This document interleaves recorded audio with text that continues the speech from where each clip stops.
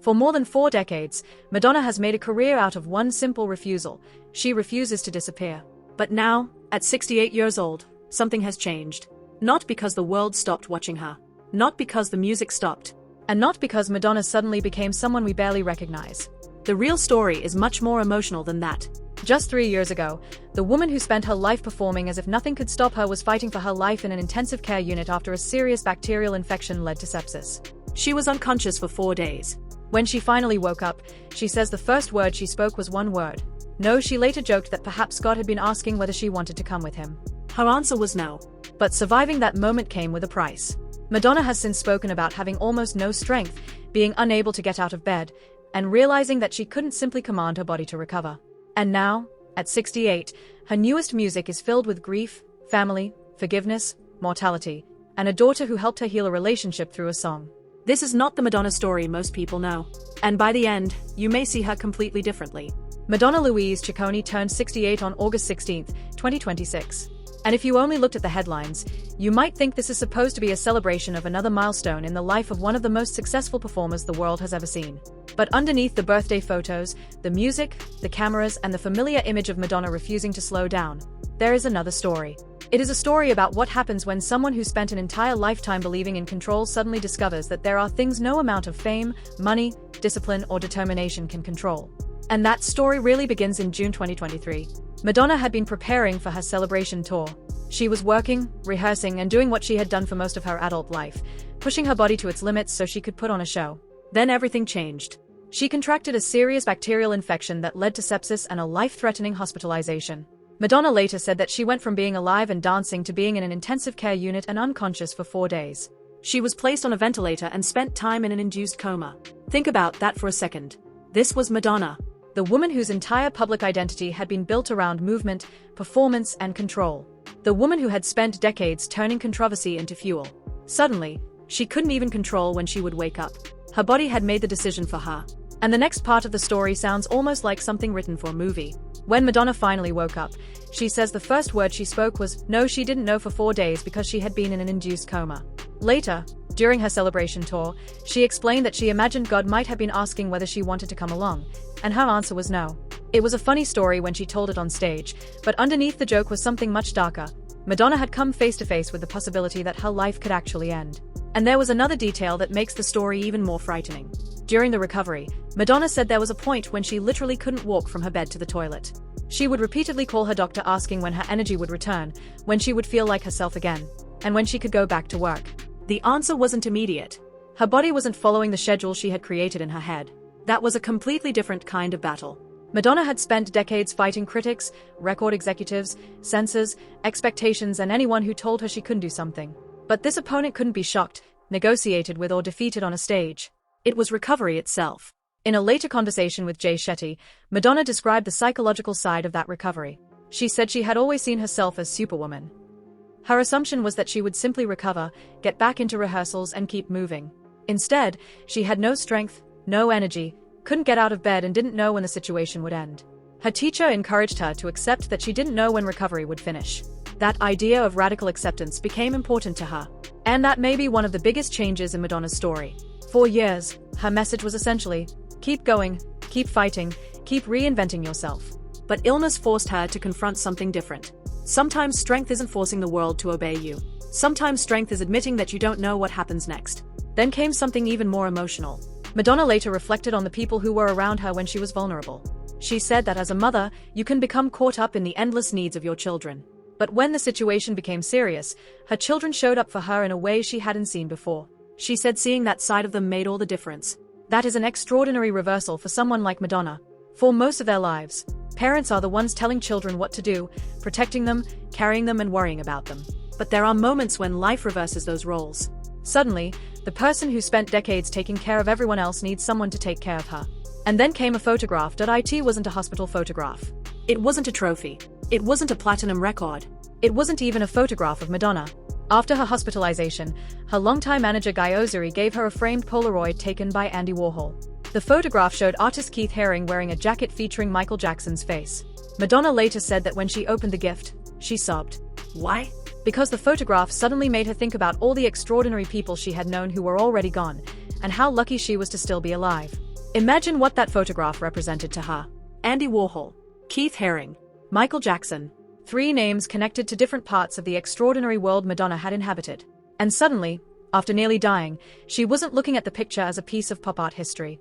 She was looking at it as a reminder of mortality. That may have been the moment when the meaning of survival changed for her. Because surviving isn't always about returning to exactly who you were before. Sometimes surviving means realizing that the things you once considered important aren't quite as important anymore. And family became one of those things. Madonna's complicated relationship with motherhood goes much deeper than most people realize. Her own mother died when Madonna was only 5 years old. Years later, when discussing motherhood and adoption, Madonna explained that becoming a mother gave her an opportunity to become the mother she never had. She described that experience as healing. That one sentence changes the way you can look at her entire relationship with her children. The little girl who lost her mother became a woman raising children of her own.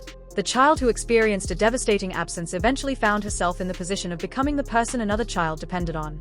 And decades later, when Madonna herself became seriously ill, those children were the ones standing beside her.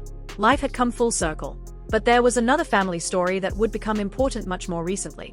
Madonna's brother Christopher Ciccone died in 2024 after battling cancer. Her stepmother Joan Ciccone also died that year. These losses became part of the emotional landscape behind Madonna's newest album, Confessions 2. In interviews surrounding the album, Madonna explained that so many important things had happened around the same period. Her stepmother died, her brother became ill and died, and her daughter approached her about making music together. And that brings us to one of the most unexpected chapters in Madonna's life at 68. Her daughter Lourdes Leon, known professionally as Lola, approached her about writing a song together. But this wasn't simply a mother and daughter deciding to make a catchy pop record. Madonna said Lola approached her about writing the song as a way to heal their relationship. Madonna described it as a very important moment, one that helped solidify the idea that it was time to make this record. Think about how unusual that is. Madonna spent decades being one of the most recognizable women on the planet. Her daughter grew up inside that fame. And now, years later, the two were trying to use music to talk about the consequences of living inside it. The resulting song, The Test, goes directly into the complicated relationship between a famous mother and the daughter who grew up underneath the flashing lights. Madonna sings about putting her daughter on a pedestal, acknowledging that her daughter never asked for the attention, and admitting that she didn't fully understand how that fame could hurt her. That is a very different Madonna from the woman we remember from old magazine covers. This isn't Madonna demanding the spotlight. This is Madonna acknowledging what the spotlight may have cost someone she loved. And that is why her new album matters so much to this story. Confessions 2 was released on July 3, 2026, and it became Madonna's 10th #1 album on the Billboard 200. It also made her the first artist to have a #1 album in 4 different decades. So here is the strange contradiction at the center of Madonna's life at 68. She has just released another #1 album. She is still performing. She is still making dance music. She is still attracting enormous attention. And yet some of the most important material on the album isn't about being invincible. It's about being vulnerable. The album contains songs influenced by family loss, including the death of her brother Christopher, and the emotional journey with her daughter. Producer Stuart Price has described the record as coming from a dark period while still being music intended to bring people joy. That contrast is almost perfect for Madonna. The music is dancing. The story underneath it is grieving. The beat says keep moving. The lyrics say stop for a moment and look at what you've lost. And maybe that's what Madonna understands now that she didn't understand in quite the same way when she was younger. Time doesn't ask permission. People leave. Bodies change. Relationships become complicated. Parents die. Children grow up. Friends disappear. And suddenly the things you thought you had forever become memories. There is another part of this story that goes back even further. Madonna's father, Silvio Ciccone, became a powerful figure in her life after her mother's death. In 2021, when he turned 90, Madonna brought her children to Michigan for his birthday celebration. She publicly credited him with teaching her the importance of hard work and earning one's way in life.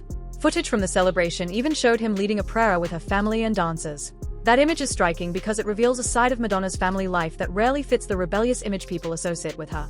The woman who once seemed determined to reject every rule was also someone shaped by family, discipline, and faith.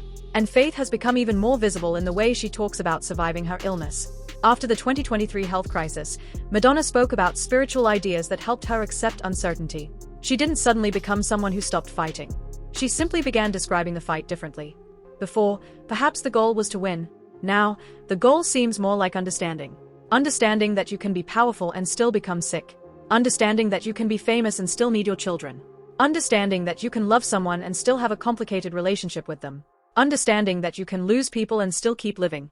And perhaps most importantly, understanding that surviving isn't something you should take for granted. That is why the photograph of Warhol, Herring, and Michael Jackson mattered so much. Madonna didn't cry because she was looking backward. She cried because, for perhaps one of the clearest moments in her life, she understood that she was still here. She was one of the people who had survived long enough to remember the others. And there is something almost haunting about that. Madonna began her career as a young woman arriving in New York with very little. She became a global icon. She changed pop culture. She became a mother. She lost her own mother. She experienced family conflicts and reconciliations. She watched friends and relatives disappear. She nearly died herself. And then she went back into the studio and made another album. Not because nothing happened, because everything happened. At 68, Madonna isn't simply celebrating another birthday. She is living with the knowledge that the future isn't guaranteed. And that may explain why her recent work feels so personal. Her latest music doesn't erase the pain. It turns the pain into something people can dance to. That is a very Madonna thing to do.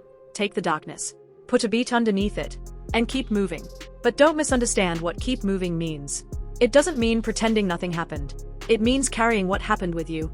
Her 2023 illness changed her understanding of her own strength. Her family losses changed what she wanted to say. Her daughter's willingness to collaborate gave her a chance to repair something personal. And the success of Confessions too showed that even after all of that, millions of people were still willing to listen. That's the part that might surprise people most. The story of Madonna at 68 isn't really a story about an aging pop star trying desperately to remain young. It's a story about someone who survived long enough to become old enough to understand her own life differently. For decades, Madonna fought against expectations about what a woman was supposed to be. At 68, perhaps the most rebellious thing she can do is simply be honest. Honest about grief. Honest about family. Honest about mistakes. Honest about aging. Honest about the fact that even Madonna can be frightened. And maybe that's why the moment she woke up from that coma matters so much. The first word was no. No to dying. No to leaving her children. No to the story ending there. But surviving that moment didn't give her back the same life she had before. It gave her another chapter. And now, 3 years later, that chapter is filled with music about family, loss, reconciliation, and forgiveness. She could have used her experience to disappear. Instead, she turned it into another record. She could have hidden the painful parts. Instead, she wrote about them. She could have pretended that fame never affected her family. Instead, she made a song with her daughter about exactly that.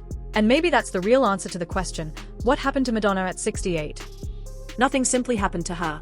She changed. The woman who spent her youth trying to control the world discovered that life cannot be controlled. The woman who spent decades telling everyone to look at her learned what it feels like to simply be grateful to still be here. The mother who once had to raise children eventually found herself being carried emotionally by them. And the superstar who seemed larger than life discovered that sometimes the most powerful thing you can say is not a speech, not a song, not a performance. Sometimes it's just one word. No. If Madonna's story surprised you, then take a moment before you leave and think about what you just heard. Because the most emotional part of this story isn't that Madonna became 68. It isn't that she survived a terrifying illness. And it isn't even that she released another #1 album. The most emotional part is what happened afterward. She had spent decades building an image of someone who could survive anything. Then, suddenly, she was the one who needed help. Her children showed up. Her family losses forced her to look backward. Her daughter reached out and used music to help repair their relationship. And a single photograph of artist Madonna had known reminded her just how many people were no longer here to see what came next. That's why her story at 68 feels different. Madonna isn't simply trying to prove that she can still be Madonna. She's showing us what Madonna looks like after everything. After the fame. After the battles. After the losses. After the illness. After realizing that even someone who spent a lifetime refusing to slow down can eventually be forced to stop. And perhaps that's the part of her story that deserves to be remembered. Not the costumes. Not the controversies. Not the headlines. But the human being underneath all of it. The woman who woke up and said no. The mother who discovered that her children could carry her when she couldn't carry herself. The daughter who lost her own mother at 5. The sister who lost family members. The mother who found a way to reconnect with her own daughter. And the artist who took all of that pain and somehow turned it into music people could dance to. If you believe Madonna's story deserves more than the usual celebrity biography, subscribe to the channel, because we're going deeper into the lives of the people you thought you already knew. And tell us in the comments, what part of Madonna's story surprised you the most? Was it the coma? Her first word after waking up? The photograph that made her cry? Her relationship with her daughter? Or the fact that at 68, after everything she has survived, she is still making history? Because sometimes the people we think we know best have the stories we've never actually heard. And Madonna's story may be one of them. At 68, she isn't finished. She simply entered a chapter where the music means something different. And after everything that happened, Maybe that's the most powerful part of all.